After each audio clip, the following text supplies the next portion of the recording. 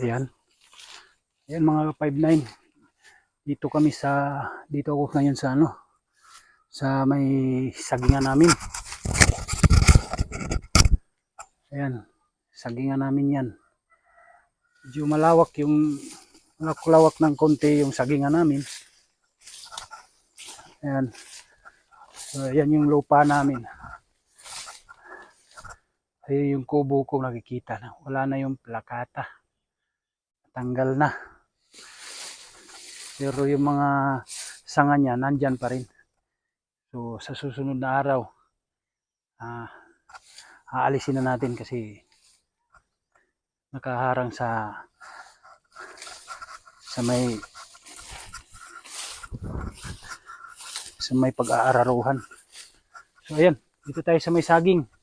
So, naghahanap ako ng saging na yung maluluto. So, ayan, may nakita ako. Ayan, may hinog na. Ayan. Subutin na lang, naunahan ko. Kasi, kung hindi ko naunahan yan, uunahan ako ng iba. Ayan. Ayan o. Ayun, may hinog na. So, kukunin natin. So, wala akong taga-video. So, solo lang tayo. Kunin natin. Ayan. Ayan. Wow. Yun. Dito natin uunahin. Ayan. Para matamba. Tuloy natin. Ayan. Ayan na. Oh, yun pa sa may damuhan. Ayan. Buti na lang ako ang nakauna dito. Hindi. Mauunahan ako ng ibang tao. Ayan mga 5'9", may hinog na. Ang kagandahan nito, wala siyang chemical na ginamit para pampahinog. So nahihinog lang siya mismong puno. So ayan o. Ang lalaki. Wow, sarap nito. Di kagaya sa mga city, yung mga binibinta ng city. May mga chemical ng pampahinog. Pero ito, original. Yan. So, ay makikita natin kung may sira. Uy, may maitim-itim sa Pero di balik. Subukan natin. Yun, laki ng boy niya. Ayan. Ayan, so may hinog siya. Ayan, may hinog. Wow. Sarap. Dito natin malalaman kung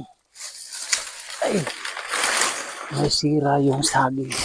Pero, lagay ko wala. Ayan, may hinog. Wow.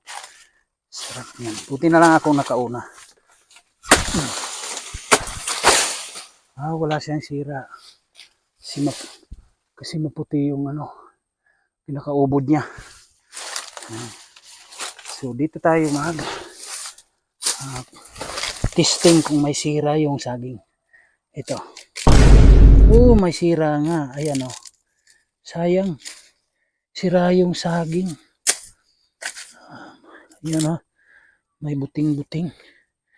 So, subukan pa natin ng isa. Uy, may sira. Sayang. Kuha tayo ng isang hinog. Kung may sira ba. May sira nga. Ayan. Sira, sayang. Sayang.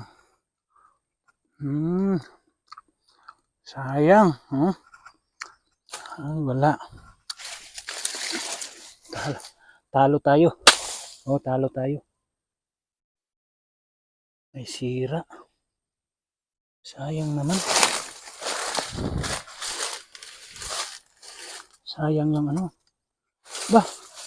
mayroong walang sira. Mapipili lang palang may sira. So, ayan. Yung iba walang sira. So, tabi lang muna natin. Kasi sobrang bigat. Ayan. Okay, thank you, thank you.